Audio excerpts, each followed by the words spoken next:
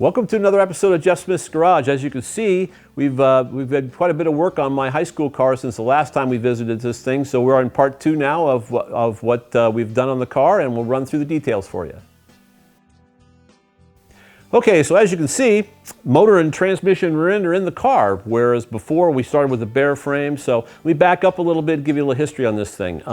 This was my high school car that I bought in August of 1971. It was a 360 horse 396 4-speed car. At the time I bought it, it had 410 gears in it with a wide ratio Muncie, and the 360 horse 396. So a little bit of history on Chevelles. In 65, there was the Z16 65 Chevelle that was the 396 car, and they built, I think, 201 of those cars, something like that. And then in 66 was the first year for full production run on big block cars, so you could actually get 3 different horsepower levels for a 396. So the 3¼ horse 396 had oval port heads, a really mild hydraulic camshaft, flat tappet camshaft, and a quadrajet carburetor.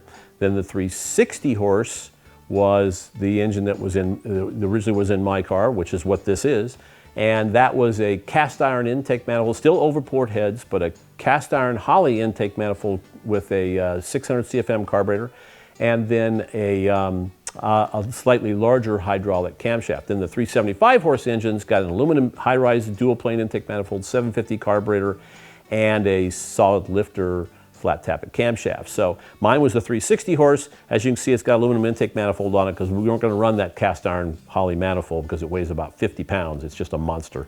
I have it. My friend Chuck Hansen, say hi Chuck, found it for me at a swap meet many years ago and drug it home and said, look what I found, you know. Well, that's great. I'm not putting this on my car. It weighs 1,000,000 pounds. So, but I'm going to keep it for nostalgia's sake. God knows why, but I am. So anyway, so this is what we've configured it back to the 360 horse configuration. It's still got the oval port heads on it, an old Crane flat tappet blueprint camshaft. It's a duplicate of the 360 horse camshaft. And we actually had this thing on the dyno with headers on it, and it made 375. So I'm thrilled with it, so it should run really, really good. And then what we've done is my buddy Steve Strope and his guys over there painted it for me, painted it nice orange color, the Camaro color, which is really nice, so it just pops now with the PML valve covers, so real thrilled with that. And then we put a set of hooker headers on it and the Flowmaster dual exhaust system, got all that all configured, and did a story on that and for one of the magazines. So, and now what we're doing is I've got the drivetrain all hooked up. So what we did was I went ahead and put the clutch and flywheel and pressure plate on it. That was a center force piece that they sent me. And then we're also using a new aluminum bell housing. The original factory bell housing for this thing was just so far off, I didn't want to reuse it. And Lakewood's come up with a new one now, an aluminum bell housing. It's not an SFI piece, but it's actually configurable so it'll work on big block, small block Chevys, and also LS engines. We tested it on this engine. I didn't have to adjust the bushings. We ended up putting this bell housing on this engine without any offset bushings because it really didn't need it. So it's an amazing little piece, so it's nice and tight. My late buddy Tim Moore, he passed away 3 years ago now. It seems like just yesterday, but it was his idea. We were talking about maybe putting overdrive trans in this thing. He says, well, you're not going to turn this into a race car or anything, are you? I went, no, I'm just going to be a highway car. And he said, well, why don't you just, it's such a mild big block, why don't you just run like a real tall gear in the back? So we talked about a 256. This actually has a 273 gear in it. So we had to put a 2 Series carrier in it, but 2 Series, it's not even, doesn't have a posi in it because I'm not going to do crazy stuff with it, so it doesn't really need it. So I did the calculations, and I think this thing will do like at 3,000 RPM, will almost do 60 miles an hour in 3rd gear. In 4th gear, it drops it down to like 2,200, 2,300, something like that. It kind of depends on the height of the tire. We're still working on that part. But I think that should work out really well. Nice road car. So now let's talk about the suspension, because that's the other big thing that we've been working on for the last couple of months.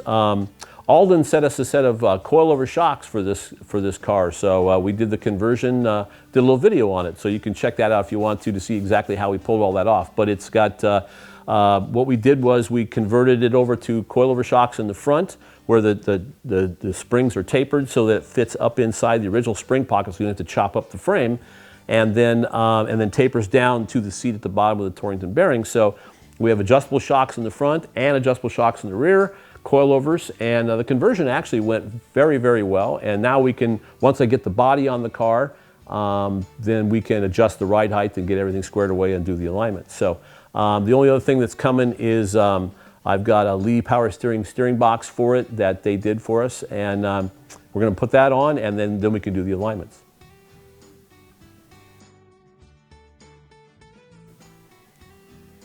So the most exciting news is that my body has been down at Pete Santini's shop for a long time, number of years. It's been in paint jail.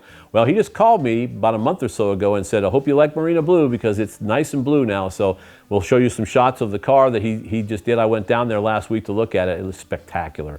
Really looks nice. I mean, my car's been apart for over 20 years. Been sitting under the carport out here for probably 5 years. You know, it was kind of sad that it took this long to put this thing back together. But the good news is it's all painted now. He's just waiting for it to cure so that he can do the final color sanding. Then we'll run this chassis down there, drop the body on the chassis, and then I'm going to run it out by Frank Saenz because he's so good at doing the detail work and making the interior fit really nicely. And that's the kind of stuff I'm really not very good at. I don't have a lot of patience for that kind of stuff. So Frank's going to help me put that whole thing together, and Steve Strope has talked me into putting a white interior back in it. It's not my first choice because it's so difficult to keep clean. In high school, it was never clean because I could never keep it clean. But you know, I'm not going to be daily driving this thing every day, so it'll be okay. So looking forward to dropping the body on this thing and getting it back together. Once we do that, we'll show you some other videos of it.